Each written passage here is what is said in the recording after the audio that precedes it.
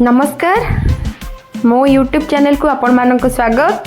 आज चलतु बनैबा soya chunks fry जोटा कि बहुत न्यूट्रिशन भरी हेकी रही छोट छुआ मानक भी बहुत भलो जो मैंने निरामिष खाऊंती प्रोटीन पाऊना तो सोया चंक्स रे भरपूर मात्रा रे प्रोटीन अच्छी। सो चलतु बनैबा सोया चंक्स फ्राए बिना पियाज रसुण रे। प्रथमे गरम पानी रे मु भिजै देली किछि लूण पकेकी सोया चंक्स को 5 मिनिट ताकू रेस्ट करने को छाड़ी नेली। तापरे भल भाव मु ताकू चिपुड़ी नहीं कि रखीदेली गोटे प्लेट रे।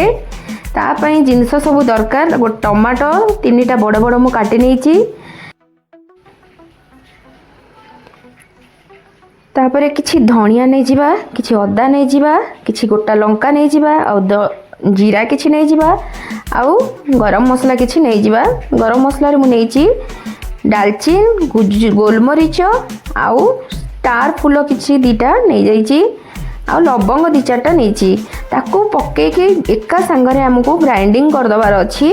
पूरा फाइन पेस्ट गोटे बनै देबे।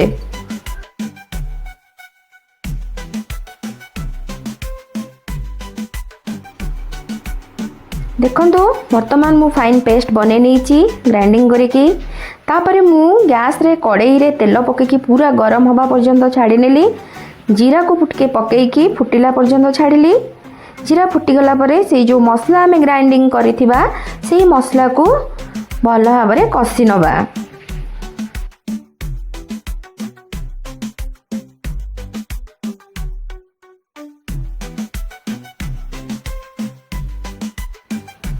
मसला रे आम आवश्यक अनुसार लूण दबा आउ आवश्यक अनुसार हलदी गुंड पकेबा।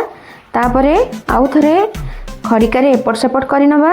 देखिए मसला ऊपर को जिते बेले तेल टिके टिके बाहरी आसीबो पानी मरी आसीबो जानिबे जे मसलाटा पूरा आमर कषि ही गलानी। तो वर्तमान मसला आमर पूरा कषि ही सारची।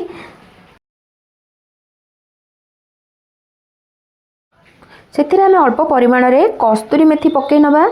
कस्तूरी मेथी पकेबा द्वारा तार फ्लेवर और तार बास्नाटा बहुत बढ़िया आसी थाए। तापरे जो सोया चंक्स आमे भिजेकी रखी थिले गरम पानी रो चिपुड़ी की ताकू पकेकी भल भाव में आमे गोले नबा।